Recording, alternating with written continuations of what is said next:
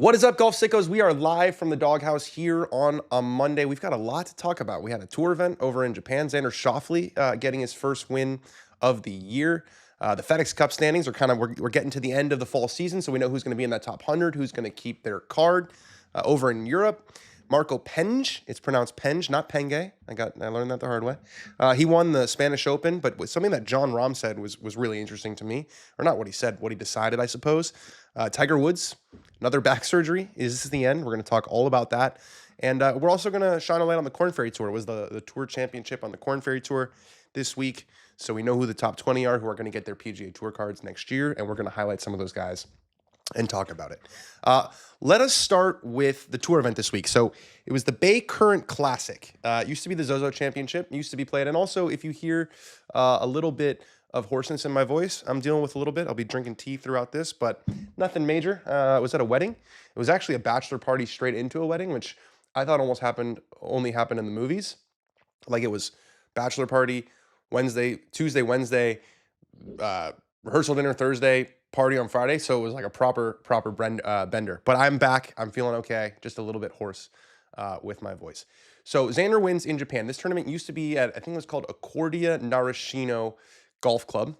Remember, Tiger won it in 2019. That was actually my first assignment for Golf Digest when Tiger won that tournament in 2019. I remember it very vividly. I was interviewing for my job in my past life, which was to follow Tiger Woods around the world. He had just signed this content deal with Discovery, which owned Golf Digest at the time. I think they still do.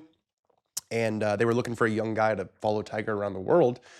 And I was interviewing for it, and a guy who's going to sort of ghostwrite all his content and be at all his video shoots. And they asked me if I wanted to do it. I said yes, and they said, "You're going to Japan." And then I flew over to Japan. He won the tournament, and I thought we were flying. And that was not the last tournament. Yeah, it was. That was the last tournament he ever won. So a little bit ironic, given that it was this week and given the news we got with Tiger. But anyway, story time is over. So Xander Schauffele wins in Japan. It was actually a really good battle. It was kind of in the middle of the night, or maybe more so the middle of the night on the East Coast. I think they teed off around 9 p.m. So it was over kind of at 1 a.m. But these fall tournaments are going against college football, so they struggle to get oxygen. But they were tied. Xander Schauffele and Max Grazerman, they were tied going to the final round, and Xander Schauffele shot 7 under to beat Max Grazerman, who shot 6 under. So, kind of a weird year for Xander. He comes off 2024, where he wins 2 majors. He becomes a massive superstar in the game. He won 2 majors in 1 year. Remember, there was even some debate about whether he was going to take the Player of the Year from Scottie Scheffler. He didn't. Then he has this rib injury. And I always think about, we don't talk enough because Scottie bounced back so hard, but in 2024, we had 2 golfers who have basically the same last name, and the last name is not like Smith or Jones. It's Schauffele and Scheffler, SCHFF in both those names. That is like not a common prefix at all. They win 3 of the 4 majors, and then they have the same name, as I mentioned, and then they both get injured in the offseason. Xander's was, at least I think, a golf sort of adjacent injury. Obviously, Scottie was cutting ravioli, but Xander, I remember, so he didn't play a couple times in the beginning of the year, and then I remember when he did come back, it was at Bay Hill, and there's certain things, you go to a lot of press conferences, you hear a lot of interviews when you're working this job, but I remember when Xander was there, he was saying, I'm going to try to give it a go this week, but then he said later in the week, I told Austin, he dropped the ball in the rough at Bay Hill, and he said, if this hurts, I'm just not going to play. So I think this rib injury was more than he let on, and I think it obviously really impacted him. Missed the Tour Championship this year, which I believe that's the first time he's done that since he's been a rookie. His first win was at the Tour Championship way back when. So he finishes it with the win. Now, I will say, I don't think all wins are created equal. They're not all created equal. And, I think moving forward with the PGA Tour and with Brian Rolapp, there's starting to be some murmurs around the golf world about what Brian Rolapp is going to do. And I think eventually we're going to see less PGA Tour events. And there's going to be sort of like Tier A events and then everything else, the Tier A events being regular season FedEx Cup events. So I think there should be a different designation for how many Tier A PGA Tour events you want. Like, I don't think that opposite field or fall events should count the same as a PGA Tour win, because we know what we saw with our eyes. It's totally different, especially with, the goal of the PGA Tour now to have all the best players playing. I feel like winning a PGA Tour event should mean that you beat like all the other best players on the tour. And that didn't happen this week, but listen, you can only beat who's in front of you. Xander gets the win. Quick side note on Max Grazerman. The wedding that I was at, he was invited to. It was a Duke. Max Grazerman went to Duke, and his wife played tennis at Duke, and one of my best friends from growing up played tennis at Duke and is now the assistant coach for the men's tennis team. And my friend and Max's wife, who I believe is pregnant with their first child, hope I'm not spoiling anything there, they played mixed doubles together growing up in Southern California. Not that kind of mixed doubles. You sicko. We're golf sickos, okay? We're not actual sickos. But Max Grazerman now has he made 864 grand for solo second, so I'm expecting him to give TJ a pretty nice wedding gift. 4 runner-up finishes in 53 events, which is pretty damn good. He's up to number 51 in the FedEx Cup standings, so we know the FedEx Cup standings lock after the Tour Championship for the top 50. They're set. They're into all the elevated events. They don't have to play in the fall if they don't want to. Everyone from 50 on. The FedEx Cup standings keep going, and Grazerman is 51st, so he's the top of the guys who didn't make it to the BMW, which was the top 50. And I think he's looking good to get into those first couple of signature events because they always take, the next best 5 or whatever it is. So a great week for Max Grazerman. Still looking for that first win, but 4 runner-up finishes in his first 53 starts is very impressive. Some other guys I wanted to highlight, Nico Echeverria, the Colombian who won this event last year. He finished 9th, so a nice week for him. I saw he made a big birdie on the 18th hole. Colin Morikawa always seems to play in Japan. Obviously, he's got some family history there. His last name is Japanese, and he loves food, and there's no better food country in the world, potentially, than Japan. He finished tied for 14th. Matt McCarty almost shot 58, and what I mean by that is he was, I think it was a par 71, he was 12 under going to the last hole, so he just needed to make a par. He hit it OB with his last tee shot of the day, and then birdied his second ball to shoot 60. So if that one swing, he would have shot 58. He also finished tied for 14th. He's up to 84th. So I think there are 2, maybe 3. Let's actually check that right now. I think there's only 3 events left, but these guys have a lot of pressure to keep playing. Those guys who are in the 80s and those guys who are in the 90s, because there's 4 events left. We've got the Bank of Utah Championship at Black Desert, and then Worldwide Technology, Butterfield, Bermuda, RSM Classic. So 4 events left, so I expect these guys to keep playing. The Højgaard twins, Rasmus and Nikolai Højgaard, both tied for 14th because, of course, they did. They are the same person. Nikolai is 80th in the standings. Rasmus is 74th in the FedEx Cup standings. So, interestingly enough, I said before the week that Rasmus Højgaard was the weak link in the Ryder Cup by far, that he kind of backdoored his way in through the European Tour. I actually think Marco Penge was probably, a better golfer, and I stand by that. I also stand by that if they could have picked Alex Noren late, they would have. Rasmus Højgaard, I believe, played 17 events on his own ball on the PGA Tour last season and had 0 top 10s, not 1, but 0. He was also the only player at Bethpage to not win a point or a half a point. He left with 0 points. It's amazing that for how bad the U.S. were those first 2 days, they basically got points from almost every single. They got points from every singles match except for 1. So no one on the U.S. side left with a bagel, but Rasmus Højgaard did. Okay, a few more. Sahith Theegala tied for 27th. He's 144th in the standings. Now, Sahith is not going to lose his card because he got to the Tour Championship in 2024. Actually finished 3rd. Remember, that's when he called the penalty on himself. That cost him a couple $1,000,000. But still trying to find form after an injury-ridden season. And then Joel Damon. It's going to be close again with Joel. No longer with Gino on the bag. He finished tied for 69th. There was no cut. I think there was like 75 players in the field. And I just keep thinking back to when Joel blew it at in the Dominican Republic earlier this year, when Garrett Higo ended up winning it. Joel bogeyed 3 of the last 4 holes. And he was 60th in the points, and I just knew it was going to come back to bite him. Because finishing, what he finished, 2nd or 3rd in opposite field event, you don't move up that much in the points, but that win just keeps you exempt for the next couple of years. Winning is still so important on the PGA Tour, any PGA Tour event, even if it's a Tier B event. So it's going to be close with Joel. Just like it was last year. But Joel seems to play some of his best golf when his back's against the wall. So hopefully he can pull through. I think we all really want Joel to have full status for next year. Okay, moving across the pond was the Spanish Open on the DP World Tour, I should say, the Acciona Open de España. Just 2 Ryder Cuppers were in the field, Shane Lowry and Jon Rahm. So Lowry missed the cut. Rahm finished tied for 9th. He was trying to win the Spanish Open for the 4th time. He's won his National Open 3 times. This is a first. So he finishes the year without a win. And the reason I say he finishes the year without a win is because he said he will not be playing again until the live season starts up, which means he won't play the DP World Tour Championships over there in Dubai. And this is interesting. This is very interesting. Because the reason that Jon Rahm and Tyrrell Hatton were eligible to play the Ryder Cup despite going to live golf was that they have appealed their suspensions to the DP World Tour. You have to be a member of the DP World Tour, which is part of Ryder Cup Europe, which co-owns the Ryder Cup with the PGA of America, in order to be eligible for the Ryder Cup. Ostensibly, if you're appealing your fines, you're still trying to support the tour. He's eligible to play in Dubai, and Tyrrell Hatton has been playing a bunch of European Tour events. I imagine Tyrrell Hatton will play those events in the Middle East. Tyrrell Hatton played in the beginning of the year. He actually qualified on points largely because of how well he did on the European Tour. Jon Rahm is essentially calling their bluff and saying, I'm not going to play, and you're not going to suspend me from the next Ryder Cup.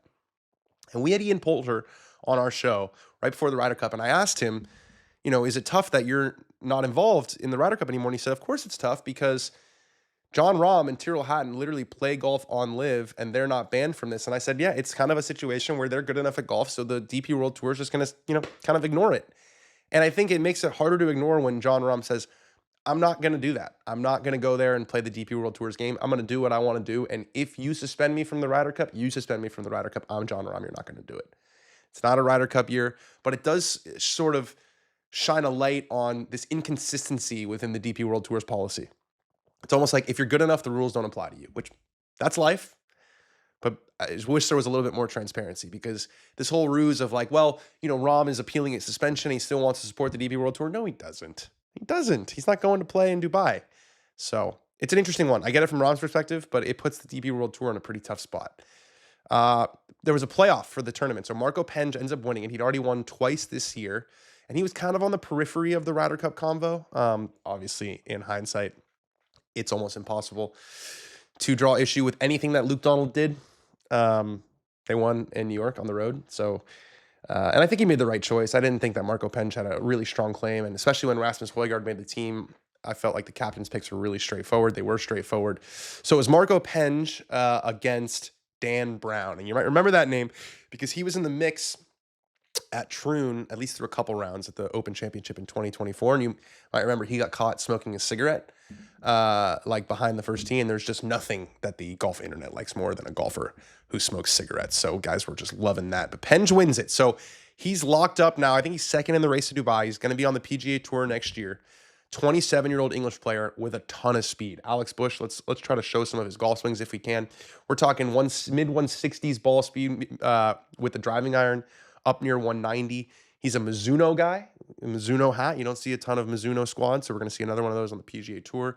And I really like the way he swings the club. So excited to watch Marco Penge on the PGA Tour next season. All right, let's talk about Tiger Woods. There are a couple of things that you just don't want to see in the golf world. You pull up to a golf course and you see a sign that says greens aerated. That's really bad. You see a shot flying straight at the flag and there's water short and you see a splash. That's really bad. When you see those three skinny triangles on the top of a Tiger Woods tweet randomly, it's never fucking good news.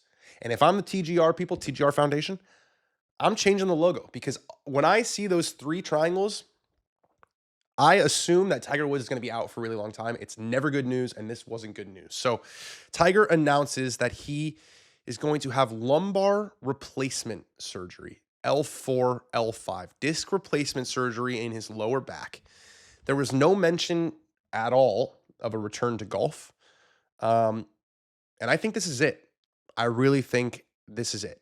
So since the accident, which was in February of 2021, just since the accident, and remember, before the accident, Tiger wasn't exactly healthy. There was that whole period in like 2015, 2016, 2017 when he was going through his back stuff. He was at the President's Cup saying, I don't know if I'm ever going to play again. He wasn't a healthy guy before he got in the accident. Then he got in the accident. So just since the accident, he's had, I don't even know how many surgeries, but multiple like layers and rounds of surgeries to initially repair that crushed right leg. We're talking rods and screws and titanium all in his leg. And there was a plantar fasciitis flare-up when he could like barely walk at the Masters, 2023, I believe it was. Then he had an ankle fusion, a subtalar ankle fusion. We've also learned all these fancy medical words through Tiger Woods, through those fucking three triangle statements. He had ankle fusion surgery, which is not nothing. Then he ruptured his Achilles. Ruptured was the word that they used, not torn, ruptured. So there was surgery to fix that. And then now we have disc replacement surgery. Look, we get so lost, I think, in the minutia of the day-to-day with Tiger because we want him back, because him being at a golf tournament gives it energy that it just doesn't have otherwise. But let's zoom out a little bit and look at what Tiger Woods has done, or more accurately, what he hasn't done since the accident. He missed the cut in all 3 majors in 2024. He has 10 starts total, 10 official starts total since the accident. His best finish in those starts is a tie for 45th at the Genesis Invitational in 2023. This feels like the end, and I know what you're thinking. It's been the end. I'm just telling you how I feel. This one hit me as the end. I feel like his body is breaking down. I feel like one thing gets fixed and another one breaks. It's like a car, you fix the engine and then the brakes go out, or you fix the door and then the other door stops working. And it's like at a certain point, you're like, this car is just beyond repair. And I don't know if he'll play the Champions Tour. I'm not saying he won't ever play golf again. He'll still play in the PNC, riding in a car. I think we are done seeing Tiger Woods compete against the best players in the world. And it's really sad. It's really sad. And the more that this keeps happening, the sadder it gets, I think, because, Tiger gets a lot of credit for inspiring golfers to get in the gym. And he's definitely a huge reason why. But I think if you talk to like a modern strength and conditioning person, they would be like, I don't know what the hell he was doing, because no one gets injured like this. Like even before the accident, this guy, it's like a Shakespearean tragedy. And I'm not saying his life is a tragedy, because he's done incredible things, built an incredible legacy, maybe the best player of all time, but he just wasn't that old when it all just fell apart, And I remember a conversation that I had with Tiger at one point where I was like, when you look back on all of your injuries, is there one thing that you would tell yourself not to do? Like one thing you regret? And he said, yes, I shouldn't have run so much. He used to run like miles and miles a day, and that's where his knee took a beating. And that was another thing that was a huge issue, were his knee injuries. So, I think Tiger's, this narrative of, okay, Tiger revolutionized the way that golfers train. It's true, but there's a big asterisk on it, because I feel like training, a lot of it now is, you want to be stable, but a lot of it is injury prevention. And I feel like Tiger's training led to a lot of his injuries. Look, he can he's obviously earned the right to do whatever he wants. I have mentally shifted from, I don't expect to ever see him play again against the best players in the world.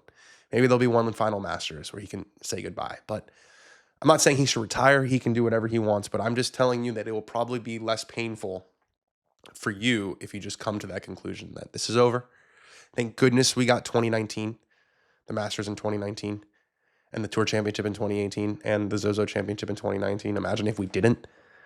We finally got that last chapter, but look, it's been 6 years since the Masters. He's had 4 catastrophic injuries just since the accident. He's going to be 50 years old in December. I think this is done. It makes me sad to say that.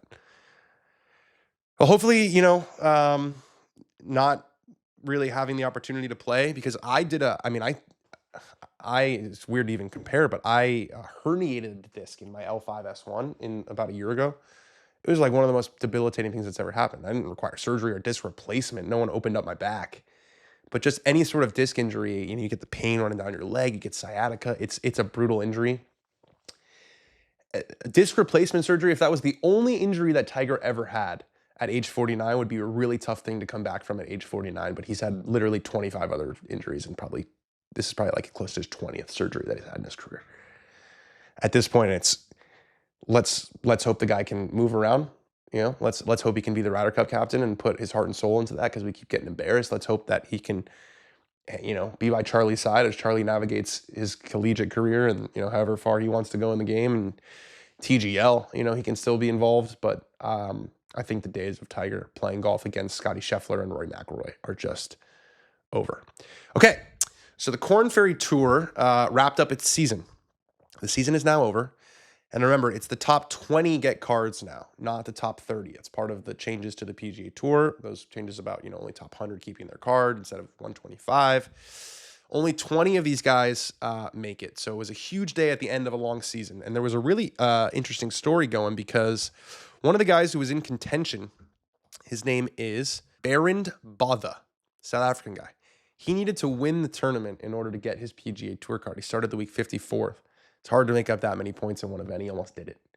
He finished solo second, just 2 shots behind the winner, Taylor Blanchett, who was already going to the PGA Tour. So he could have been a homie and, kind of chopped up the last couple holes and let his boy Barron. But no, that's not how this game is. You don't want to win that way. And it's good to get in the habit of winning golf tournaments. So we are going to go through some of these 20 guys who will be on the PGA Tour next year. So Johnny Kiefer, who I used to smoke weed with. It was me, Johnny Kiefer, and Sloan Kettering, and Johnny Hopkins. I'm kidding. That is just a joke. He finished first in the points. Won a couple times this year. 24-year-old out of Baylor. Really, really good player. He's been at the top of those standings for the most I can remember. Austin Smotherman, SMU guy. He's played on the PGA Tour before. He finished second. Third, Neil Shipley. Our boy Neil Shipley had a great year. Won twice. He was in contention coming down the stretch of the Korn Ferry Tour Championship. Fourth place is Emilio Gonzalez, so another Mexican on the PGA Tour, which is great. Hank Laboda, lefty, 31-year-old, Florida State graduate. He finished fifth. Number 6, Adrien Dumont de Chassard, which is one of the best names in pro golf. He's part of that Belgian pipeline to the University of Illinois, like Thomas Peters and like Thomas Dietrich. He finished sixth. He came out of Illinois. I think he won his first Korn Ferry event. He was in PGA Tour U, so he got to go straight to the Korn Ferry Tour. I think he won his first and finished second in his second. So he was flying all the way. Clinched a 2024 PGA Tour card with those 2 events, but didn't keep his card. Really struggled on the big tour. He gets another crack at it. Let's go through this a little bit more. Number 10 is Davis Chatfield. So Davis, wait, is this the right list even? Nope, that's not the right list. Chandler Blanchett is second. Neil Shipley is third. Okay, Chandler Blanchett won, so he went to second, but everything else holds up. Number 9, Christo Lamprecht. So this is a really interesting guy. He finished second in 2024 PGA Tour U to Michael Thorbjornsen. And he's 6'8". And you might remember he shot 66, I want to say, in the first round at Royal Liverpool. In the Open Championship in 2023, was leading the tournament. 6'8", South African, Georgia Tech. Let's show, I think, Alex, we can show just how much this guy has changed his swing. So he was already one of the best players in college golf, which means he's one of the best amateurs in the world. He had this crazy, very unique swing at 6'8". You kind of have to do some different things with your golf swing. He was having a lot of success, but he was putting a lot of pressure on his left knee and on his lower back. And he wanted to be more consistent, so he worked with Justin Parsons to completely revamp his golf swing, and he did it. He has a completely different swing now that he's going to go with to the PGA Tour, a very, very high potential player.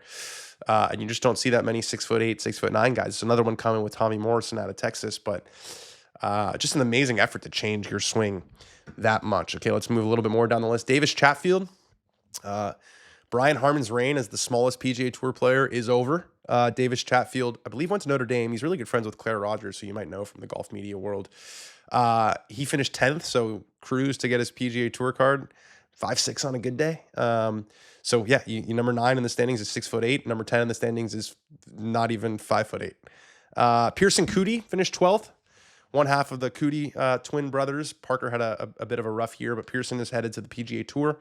Jeffrey Kang finished 14th. I was happy to see. This is SoCal guy. We got some mutual friends. Went to USC. And for every Christo Lamprecht or, Adrien Dumont de Chassard, guys who just have success right away. They're 22, 23, 24 when they get to the PGA Tour. Jeffrey Kang's been a pro for 9 years and really didn't have much success to speak of. Now he gets to play on the PGA Tour next year. Trace Crowe, number 16th. Number 16, him and I will always be joined at the hip. Auburn graduate, love Auburn.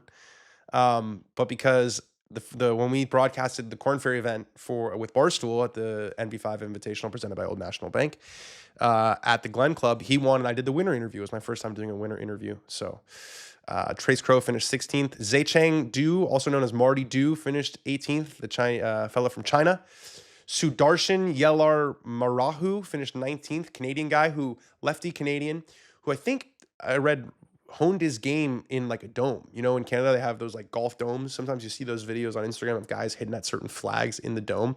That's where he learned how to play golf. So there's multiple different patterns. And then Pontus Nyholm, this guy got bailed out. So he shot 40 on his last 9 holes, including bogey in the last. but he got bailed out. A couple guys made some bogeys late, so he is the 20th and final player who will be on the PGA Tour next year. So yeah, there's just a lot going on. I wanted to update you guys, give my thoughts on Tiger, give my thoughts on the Jon Rahm situation, talk about the Bay Current Championship, talk about the Korn Ferry, the guys you're going to see next year on the PGA Tour. And yeah, we'll see you again soon. Just doing these sort of kind of casual Monday updates for you guys when there's stuff to talk about. Obviously, no live show until the new year. No like proper live Dan on Golf and watch along. That will all be back in the new year. We got some big plans we're working on. I'm headed on the road to shoot some YouTube content. We're doing some college series stuff, which I'm really excited about. So I'll talk to all you sickos very soon.